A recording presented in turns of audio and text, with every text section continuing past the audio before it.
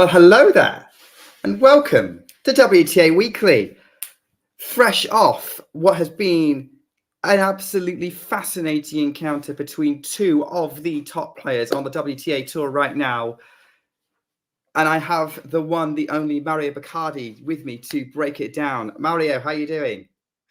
Thank you, and I'm doing quite well. Also very very pumped right after the finals, since it's been a good one. As I always say that more or less every week we have a lot of great matches in this tour right now, and it's definitely fascinating, as you said. I like the word choice; it's perfect. Yeah, absolutely. I mean, let's dive in because we've probably got people joining us who want to really dig into that final because we're still all probably processing what just happened. It definitely felt like, as Ghost is saying, a match of two sets. The first set was one of the best sets of tennis I've seen all year. And admittedly, it's only been 2 months into the year, but still, there's been a lot of tennis. Second set, a little bit more straightforward, but with plenty of redeeming features. Reminded me a little bit of the Indian Wells and Miami finals, maybe more the Miami final. Where we had a highly competitive first set, and then the second set, after a break, felt kind of we knew the direction. That's me kind of getting my opinion straight out there for you, Mario. But any thoughts on that? Yeah, mostly I feel like the second game of the second set, Rybakina had the chance to break, to get the early break. She just held to love, and she was love 30. She had the break points, and if she had broken there, then maybe she could have, felt more energies, also physically and psychologically, to still keep, digging deep to try to fight back. So I feel like, of course, the first set, it's been a great one with a lot of change of momentum, both during the set. First games where Rybakina, let's say Rybakina domination in the first part, and Swiatek then came back very in a very gritty way, and then also in the tiebreak we've seen a lot of changes of momentum, because Swiatek was ahead. She had the set points, and then Rybakina has been great in fighting back. She had the chance, and so I feel like, of course, the first set has decided a lot. But I would also mention in the second set that second game where Rybakina had her chances, and I felt like if she had broken there, then maybe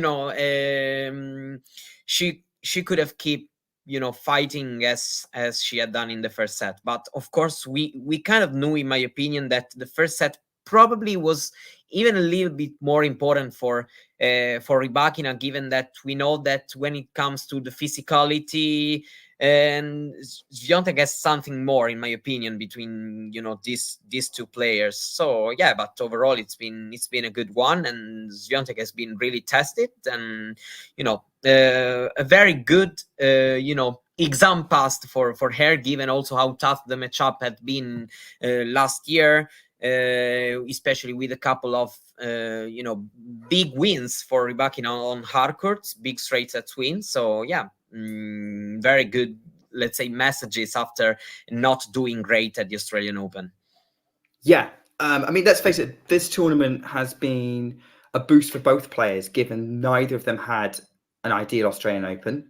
Iga definitely probably needed this to get her back on track. She's now third in the race behind Sabalenka and Rybakina. I think it's certainly going to boost her quite a bit that, okay, Rybakina's still ahead in their matchup. It's now 3-2, but Swiatek had to come back to do it. And I think that's going to be a big confidence boost for her. I mean, let's face it, I would have been massively surprised if she never won a match against Elena Rybakina.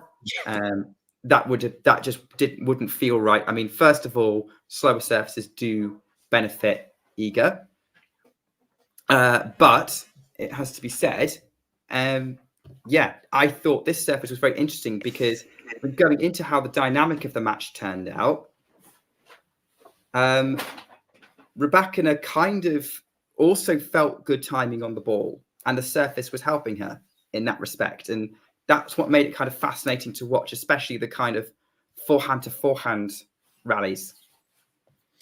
Yeah, absolutely. Because for both player, I feel, of course, the forehand is kind of what are telling us.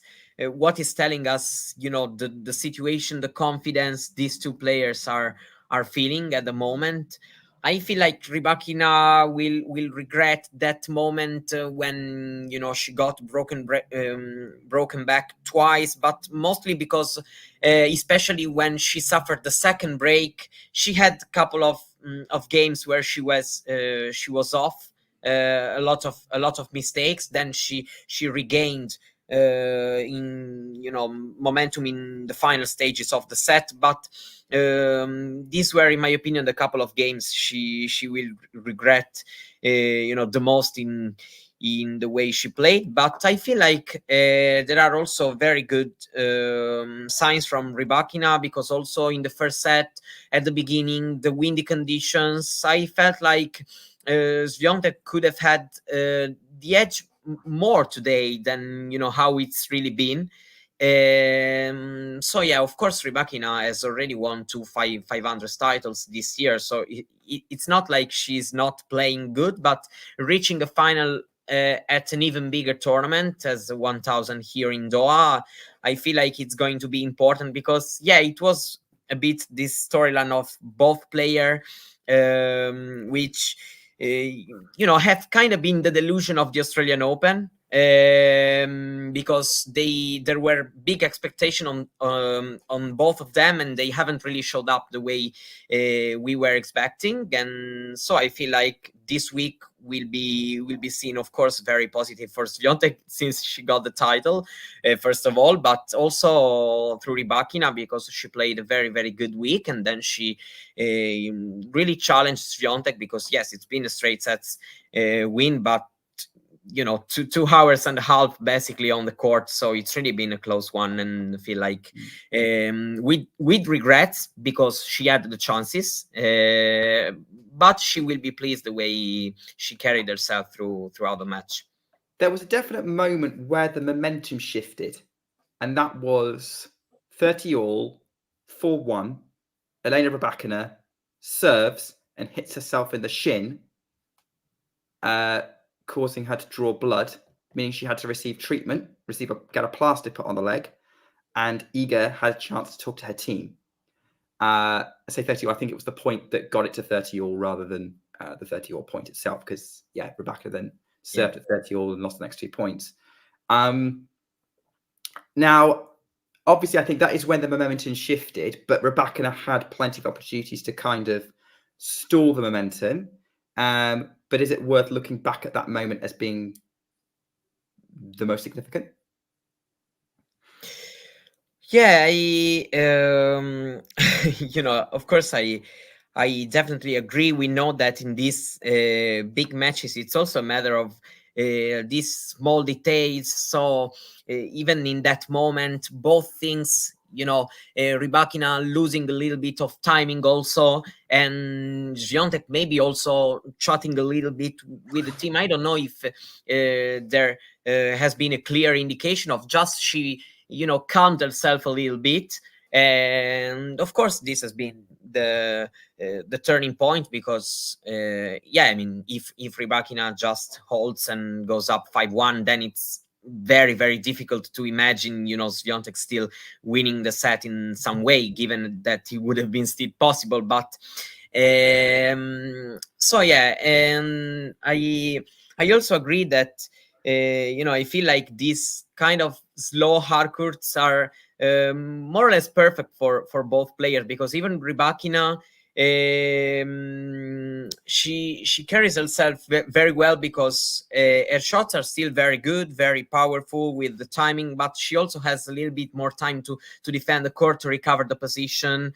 So yeah, but for me, the best storyline of this match is, of course, Rybakina. At some point of this first set, the picture were starting being, a bit bad, and having this trend to coming back and to save even the set points and all the opportunities that Rybakina had, given that, of course, Selena had a little bit of responsibilities, but it's been a great effort, and yeah, oh yeah, really great effort from Rybakina. I don't think she should be too hard on herself after this result. She had set point. She did set for it.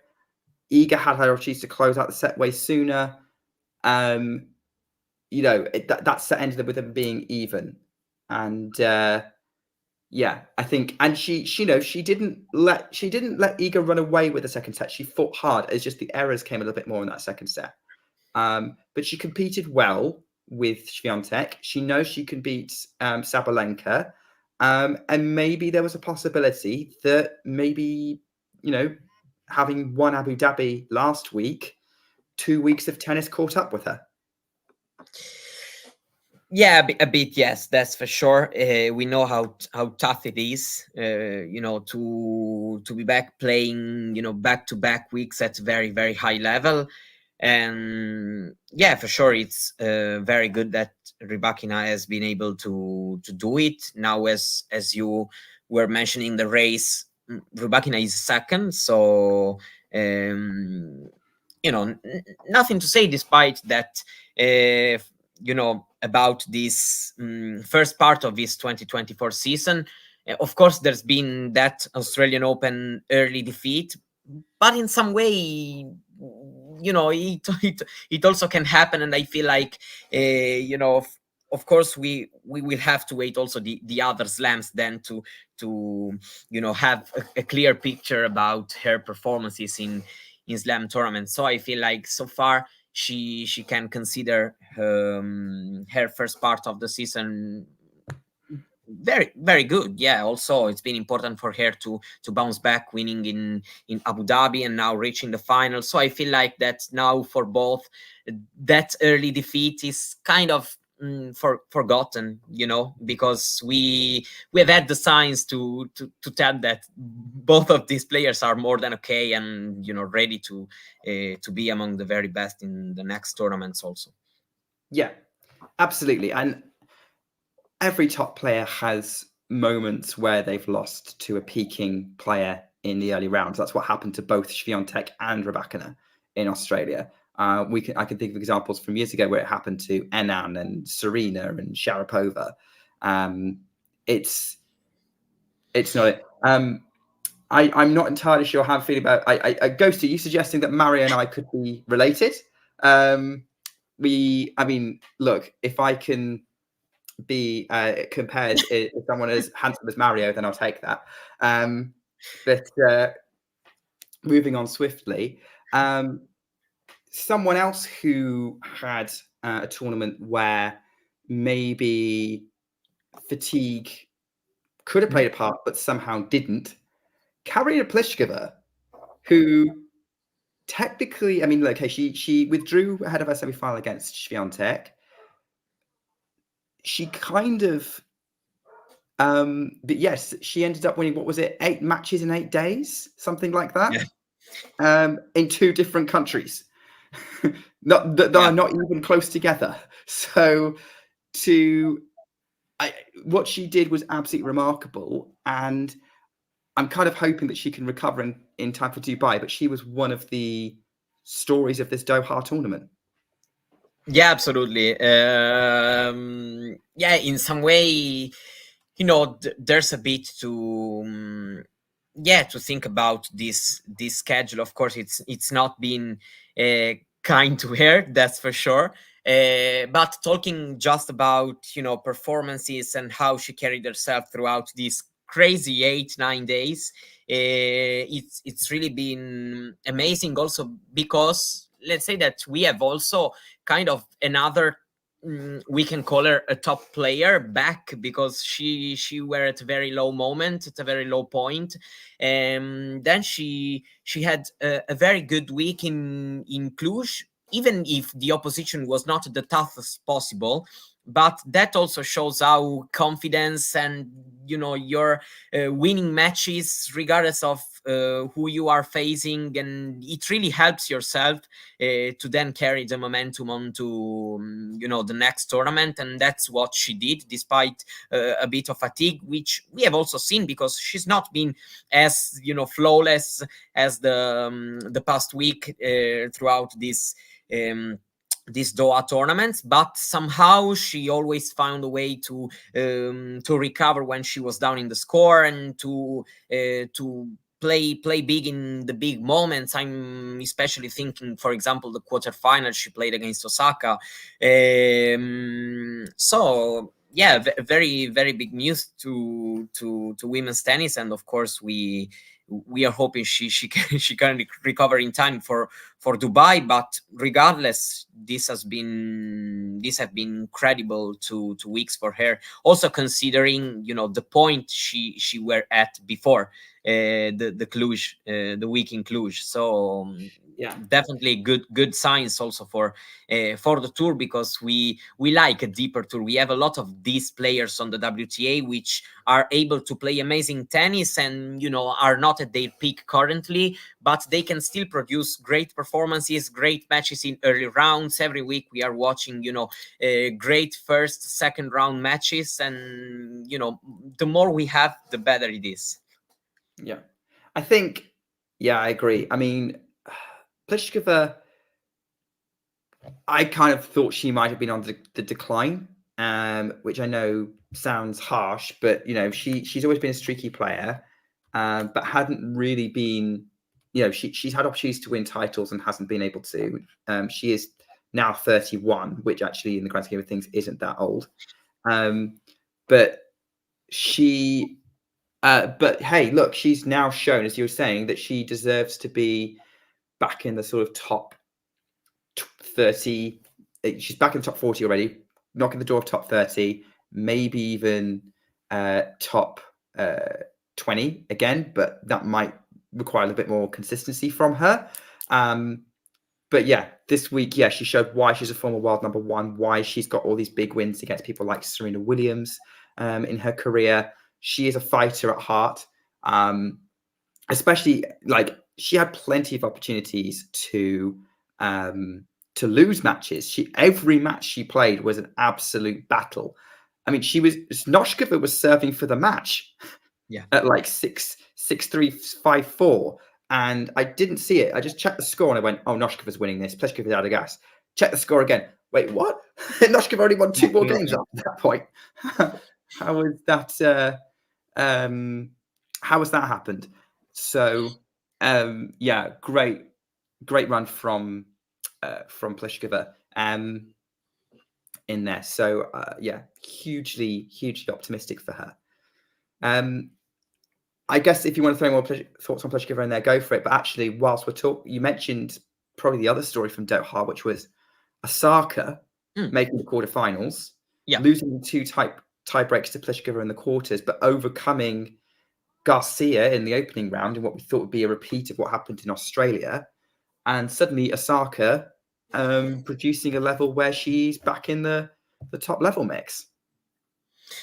Yeah, she had, let's say, her first solid week since her comeback. We had already seen some good things in her first matches, but here, she was looking better. Also, her return game was working better, and that's definitely important for her, because we know that she can be a very big server, and she has been more or less since the first moments of her comeback this year. But having a more solid return game, something better also in footwork and movement, and it's definitely been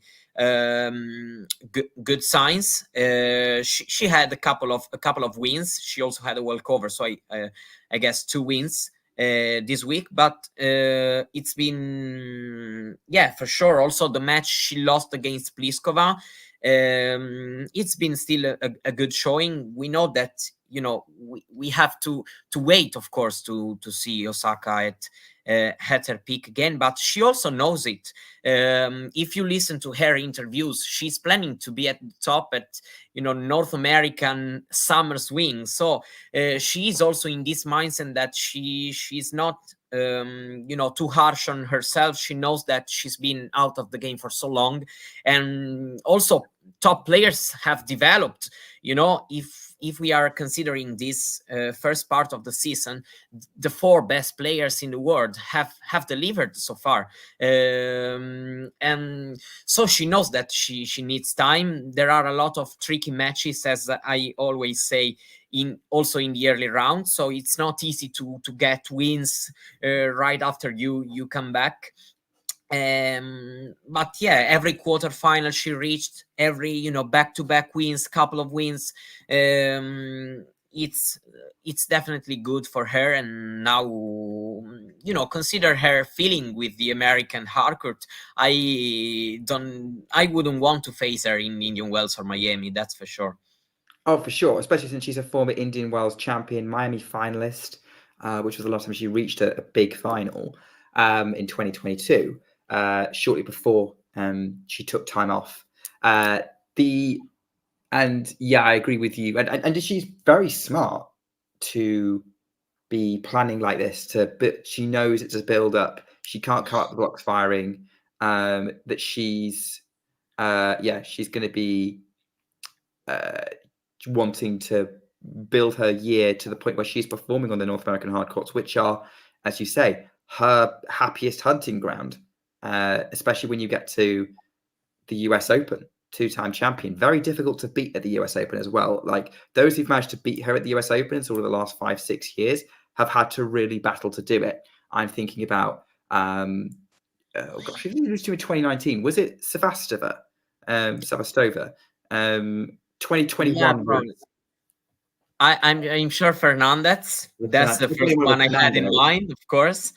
I would have to really check, because I had also golf in my mind, but golf, it's Australian Open. Yeah, it's Australian golf in the 2019. I'm googling it now, so I can have a look now for it. US Open women's singles. But what is stuck in my head is that she had not this mindset before. Having her daughter, she was she was known for being very, very harsh on herself, and in some way I also was feeling like that, despite of course everything she won already, but she were letting a little bit these losses to stuck in her heads, especially in the last period before she decided to step back from the game a little bit. And having her with this mindset, I feel like it's not being ambitious. She's ambitious. She's just being reasonable, and I feel like this will help her. And it's not easy to do that when you are coming back and you are already 4-time slam champion. It's not easy to do that, so I feel like good things will happen for her. And let's face it, the more contenders we have, the better. At the minute we have a top 4 on the WTA. I'm not going to use the word big 4, but a top 5 with Osaka would be very, very interesting, I think, especially when it gets that US Open hardcourt season. And suddenly I'm looking at who the title favorite is in the US Open, being either Goff or Osaka, really. I mean, if you were to ask me who my US Open favorite is right now, it's Coco Gauff, but there's plenty of opportunities to change that, especially after the Sunshine Double. But yeah, we're not quite there yet, because we are about to march on into Dubai. I would like first to kind of have your opinion about this Ostapenko. It's been a weird first part of the season, because overall she played very well. She's already won 2 titles. She's 14 and love against all the other players on tour. Of course, this one has been the worst of her 3 matches against Azarenka. And I don't know, are you feeling it as something, for one moment this year I was like, who knows, maybe Ostapenko will be very close to the top once again. But these losses still make me doubtful about the gap that there is between herself and the top 4, let's say, players right now. Okay, so we've mentioned a lot about the matchup between Ostapenko and Swiatek in that it's currently 4-0 to Ostapenko. It's one of those weird tennis statistics that's out there. It makes no sense to me. It makes sense to me that Ostapenko has an advantage in the rivalry because she has a game that Iga does not like. But to be that far up is crazy. But if you look at her other matchups, she struggles against Sabalenka and Rybakina. Yeah. Other big hitters. Azarenka also struggles against those 2 players. Now, in terms of the modern form of Azarenka, the Azarenka from 2012, 2013 probably wouldn't. We know that she's got a game that could compete with the big hitters. And she seems to find that game against Ostapenko specifically. And I think what's happened is sort of the 3 times that she's played her, she's figured out how to deal with Ostapenko. Like, she just peaks at the right time, which always seems to be against Ostapenko right now. So I think that's what's going on in that matchup. I said this I spoke to Jack, obviously, in the last episode last week, in that Ostapenko doesn't really have the gap between Ostapenko's A game and B game is cavernous. And Ostapenko has to be on her A game to compete with Azarenka, who is a Grand Slam champion, and probably other players of a similar caliber, if not higher. So the fact that Ostapenko probably wasn't on her A game for those matches didn't help. So maybe she will win a match against Azarenka at some point this year. But this is starting to remind me a little bit. Do you remember, like, last year, Caroline Garcia and Leila Fernandez kept running into each other? Yeah. And eventually Leila got a win in. I think Leila did get a win in at some point, but other than that, Garcia seemed to have an advantage in that matchup. So I would expect if they keep meeting, Ostapenko will get a win. But right now, I think Azarenka has probably figured out how she needs to play to beat Ostapenko. And each time they've played, she's grown in confidence. And I think that's what's happened. Yeah, I mean, I for example, one thing I was not liking is that I feel like, for example, Ostapenko in this matchup needs to think a little bit different her return game. I don't think that it can be random that Azarenka serves really well every time that she plays Ostapenko. Of course, we know that Azarenka can have good days at the serve, but the numbers she repeatedly had, for example, in those 2 matches in Australia, in my opinion, that's the difference that there still is, between Ostapenko and the top 4 of the game. The top 4 of the game are, their problem-solving capacity is higher than Ostapenko's. For a moment, I felt like she was coming close to overcome this issue this year with more maturity. But still, this heavy loss, has bring myself a step back on her. That's my feeling right now. Yeah. I don't think it's really changed my opinion on Ostapenko, to be honest. I think she's a very talented player who can beat anyone on her day. It's just how often her day comes round is not frequent. I think that's the same with a lot of players, but I would definitely say Ostapenko in a match with a top player is always worth a watch. Yeah, so I think that's where we're at. I guess, yeah, that almost just about wraps it up for Doha. I guess before we go, I'm trying to do kind of highlights from the tournament. I'd say probably the 3 matches of most note were probably Noskova coming back to beat Sakari. That 2 tie-break match between Pliskova and Osaka, and of course the final. Would you say those were probably the three best matches of the tournament, or would you throw any others in the mix? Yeah, more or less, I agree. Probably I would put, probably we can, switch the Noskova Sakari with the Noskova Pliskova.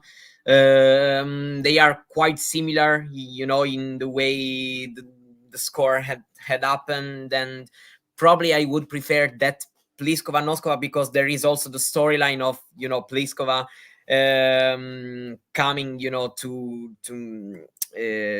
Doha from Cluj and still playing high level. But more or less, of course, I agree with you. Maybe one thing I was thinking about is that thing about the performance bias that we had in Beijing, and there's a question why, in that, maybe because they feel like in September players can be even more tired and fatigued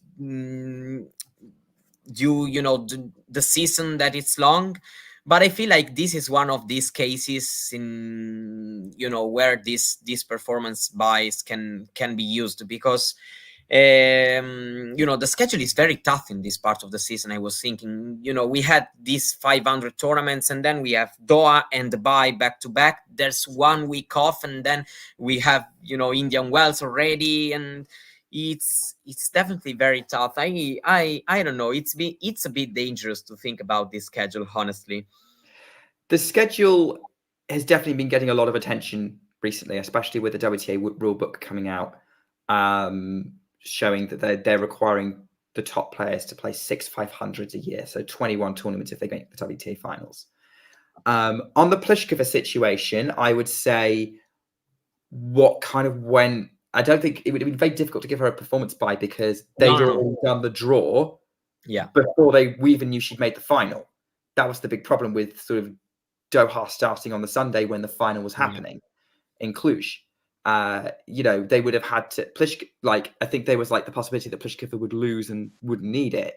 So I think that was a really difficult situation to put them in. That being said, I think there is a discussion to be had about the schedule, and I think there's a little bit of a tension here, because on the one hand we want lots of tennis where the athletes, where we see the top players playing on a regular basis, and opportunities throughout the year for new people to discover tennis and enjoy it, and for us to indulge in the sport that we love.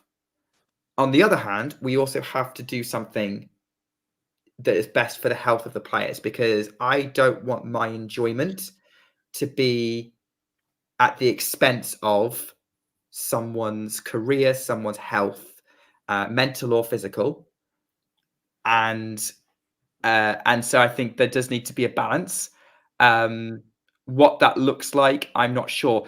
I honestly would love a player to be super candid about it and say, well, because if the players all come out and say, look, yes, it is demanding, but we would rather play competitive tennis most weeks than practice, then that's on the players. If, on the other hand, the players come out and say, no, this is too much, sort of our medical physicians are advising that it's best to play this many events, this many weeks in a year, that should be the guidance for both the ATP and the WTA. So I guess it depends. For me, although I think we're right to share our concerns, if the decision about schedules is being driven by players, I am okay with how it is, and how it's drifting towards. But because we don't know that, and it seems to be being driven by the suits, that is that's where the concerns come in.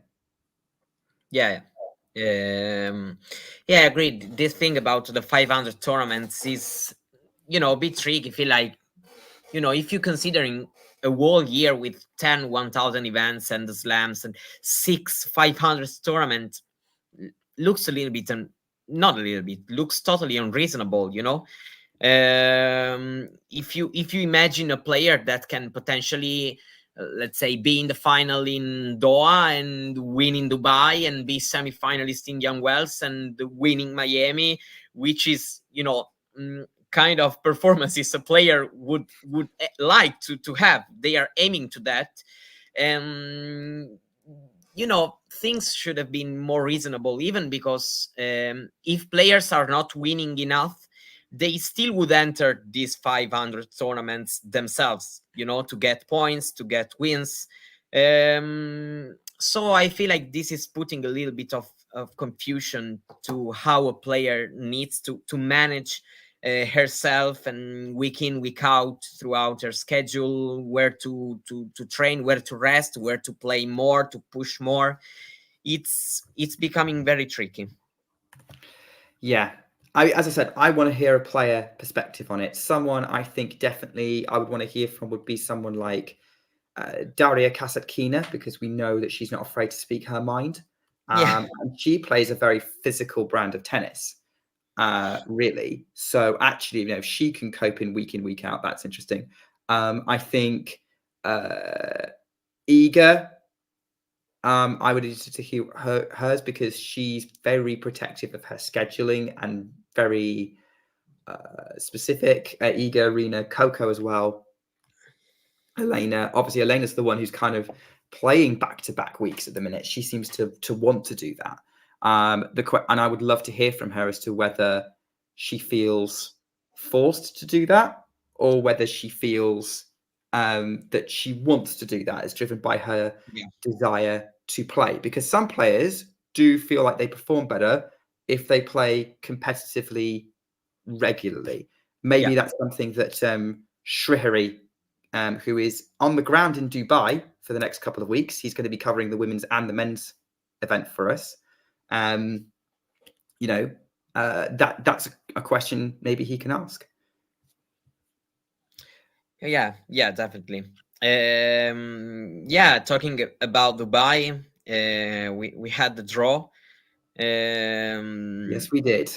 There are interesting things about this draw, as you know, in every big draw. Who, you know, talk us a little bit. Who do you think about the top players has it a little bit softer, and who is, you know, has it harder in your opinion? It depends on your definitions of sort of soft and hard.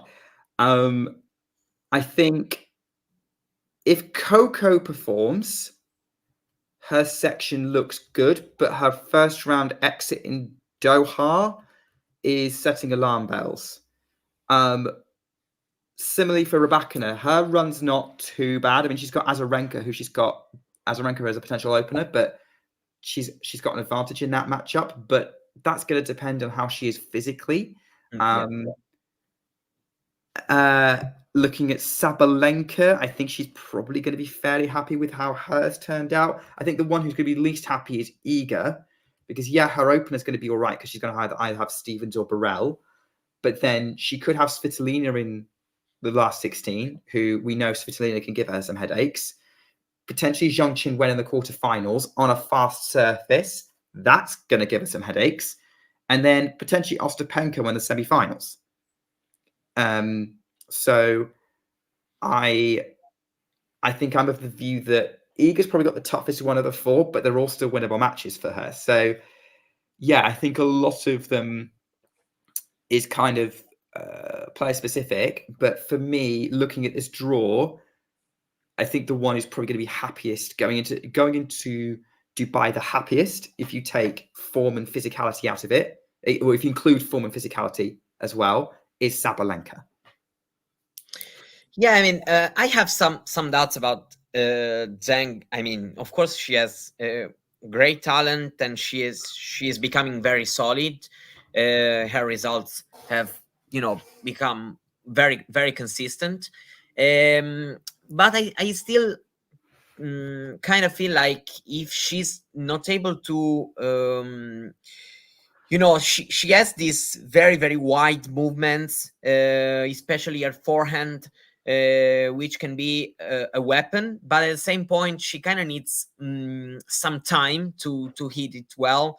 So I feel like in these big matches, she still struggles a lot. Also for this reason, she kind of knows to has to find a balance between how to perform well even when the game becomes faster in terms of Swiatek, Sabalenka are players who plays in the rallies with very, very high rhythm, and Kiwen still is not really able to sustain it for what we've seen. Of course, she has put some troubles to Swiatek despite never beating her, but still I feel like she has to work on these things, on these details, if she wants to start winning these matches. So I don't know if she's ready to beat Swiatek in a potential matchup, despite the surface being faster.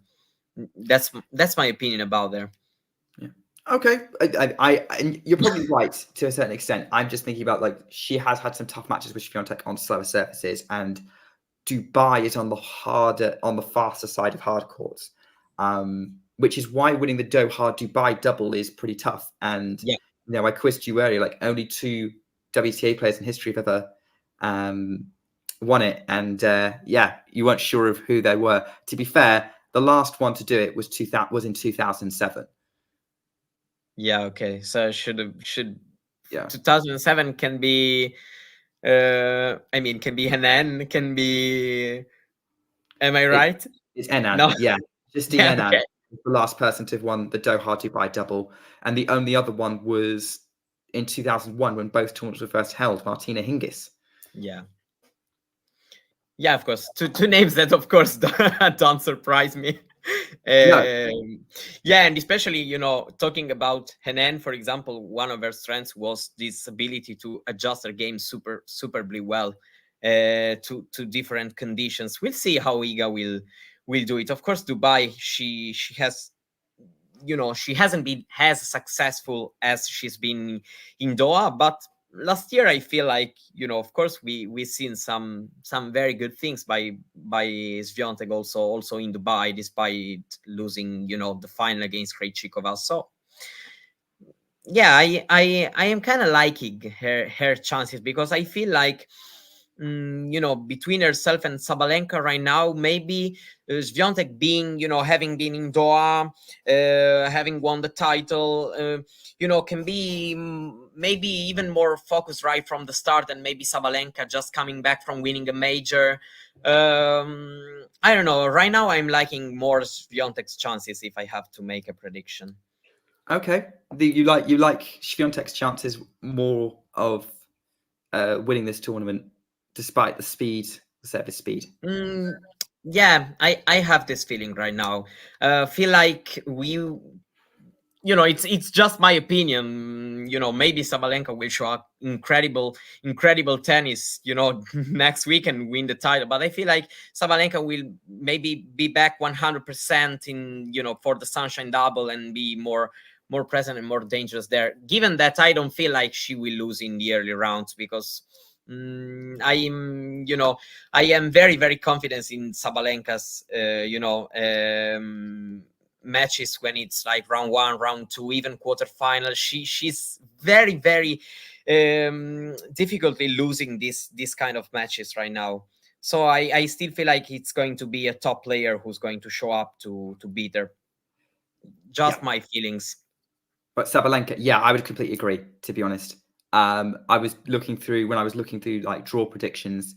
I have to say, I was looking at it going, yeah, Sabalenka, don't see her losing to Azarenka, or no, so don't see her losing to Wong or Vekic in her opener.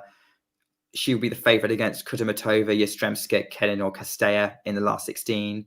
Quarterfinal, she seeded against Vondrushova. That's unlikely. It's probably going to be a Russian player, most likely. So Andreeva Pavlyuchenko for Samsonova.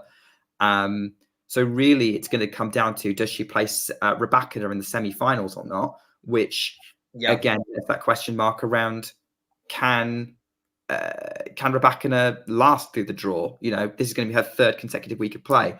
Hello, Ashley. Lovely to have you as a new member, by the way. Welcome to the Talking Tennis family. Hope you don't regret it. So that's where I'm at with Sabalenka. Is I don't see her not reaching the final. The question then is, what happens in the final? Who's she going to get? Is it going to be Swiatek? Is it going to go off? Is it going to be Ostapenko? Yeah, at this point, I mean, probably these faster conditions, a matchup between Sabalenka and Goff, if Sabalenka plays well, should be favorite. Even if, of course, we are still talking about very, very good players. So, I'm curious to see Andreeva how's going to do in these conditions. It's going to be very, very interesting. I'm kind of starting here because without putting too much pressure, because I'm not really expecting, let's say, super big titles this year already, but I still liking very much to watch her matches, to study which conditions she's playing better, also matchups, which players she's feeling more comfortably playing against. So I also feel like her section looks nice to have to try to have a rematch against Sabalenka. Yeah, for Andreeva, I do too. I think she's got a really good opportunity to make a quarterfinal. I think I don't think speed's going to have too much of an impact on Andreeva. I think she can play well on either speed. Her game's pretty solid and well-rounded. The question is whether she can cope with what Sabalenka will throw at her. But I think I agree with you. I think she's going to be a name to watch in this draw, as she always is. Will Ons Jabeur be a name to watch in the draw? It's very tough to analyze Ons Jabeur right now, because of course there's also that, let's say, big question mark about how, if she is fine, she is not fine. We know it, and so that's this big question mark in considering how much of a part is this playing. And so of course she cares a lot about playing these tournaments. She wasn't there last year, so she was very, very excited to be a part of this Middle East swing this year. But I genuinely don't really see her doing great, honestly. I feel like she's not at that physical level she needs to really be a threat. Yeah, I agree. I can see. I think she's going to get Kanonskaya or Hunter in round one. Probably Kanonskaya, given how Kanonskaya is playing at the minute. That's going to be a tough one, but winnable, even with Ons Jabeur's current state. But then it's highly likely she's going to get Ostapenko in the last 16, and I don't favour her against Ostapenko. Even Paula, if Paula Badosa pulls off a surprise, Paula Badosa will make it a really big fight, and I could see Badosa winning it. So, I agree. I think let's not set high expectations for Ons right now whilst she's working through this period of injury.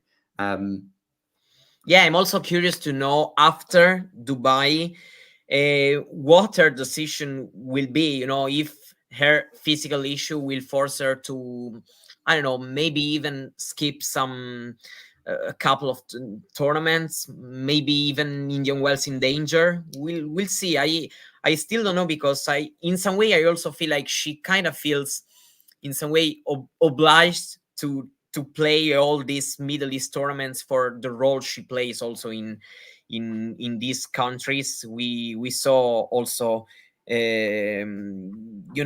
how much she cares about this tournament. So I wonder that maybe if these were tournaments played in other parts of the world, maybe after her struggles in Abu Dhabi, maybe she would have even withdraw from the following weeks, and she didn't. It's a bit it's a bit weird to analyze right now, because we have this factor of how much she cares about these tournaments, which in my opinion is playing a big role in her decisions to keep going basically at all costs. Because we all felt like after Abu Dhabi it was a time to stop, maybe a couple of weeks. Yeah, I would. I think so some time off would probably potentially be beneficial for her. But hey, she knows best. I think she's got a lot to kind of deal with and process right now. Someone who probably is processing stuff in a good way right now is Iga Swiatek, who is the Doha champion and looking good for Dubai. I'm assuming that's Mario's alarms. Tell us it's time to end the show. So we'll probably wrap this up. The looking very good right now. So I do think she deserves the first word, but also the last word. Really. I think Swiatek has demonstrated a resilience in Doha that I found really, really impressive. Where she came back against Azarenka, with Azarenka's fast start, and then winning that set against Rybakina today when she should have lost it, really, was super impressive. And showing champion qualities. I think Vance shared a tweet that she's already now on 7 1,000 titles. With 7. only 3 behind Azarenka, who's got 10 of the active players. Right now, despite all the questions, Iga's definitely reinforcing her status as she's not going away from the top of the game. No, absolutely. Also because last year we saw that after tournaments that maybe didn't go as she was hoping, or as all of us were thinking, she always had basically no issues in coming back and playing at a high level and still winning tournaments at a very high level. So but